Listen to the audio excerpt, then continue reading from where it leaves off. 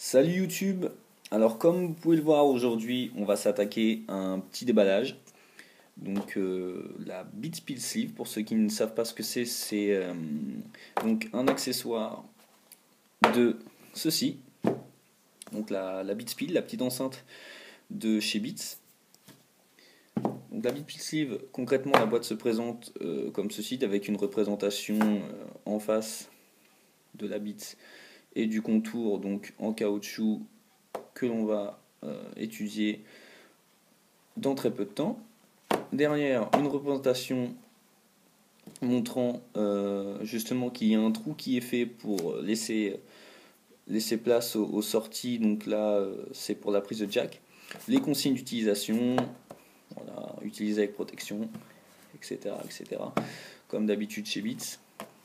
Une grosse boîte rouge et blanche. Donc, alors, j'ai déjà ouvert la boîte pour qu'on gagne un petit peu de temps avec le scotch et tout ce genre de choses. Alors, donc ça se présente premièrement avec un socle en caoutchouc complètement flexible. C'est assez pratique pour mettre la petite enceinte. Ensuite, vous avez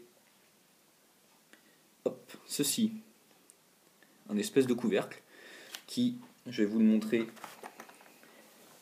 Donc voilà la bête. Je vais vous le montrer, donc est aimanté. Hop, à la Beats Pill sur le même principe que les smart covers. Voilà, vous voyez, c'est assez solide, ça tient bien. Ça protège votre grille quand vous ne vous en servez pas. Et enfin, un mousqueton que vous pouvez accrocher au bout du socle ici.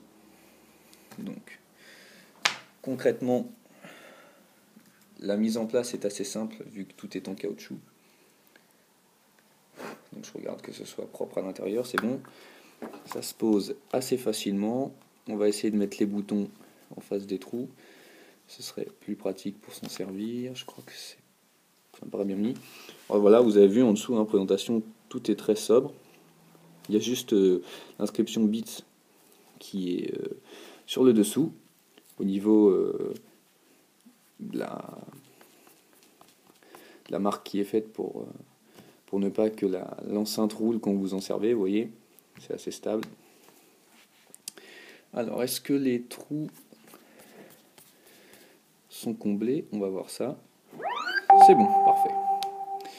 Donc, vous avez également l'accès au micro qui est laissé disponible avec cette enceinte. Toute l'utilisation reste tout à fait normale.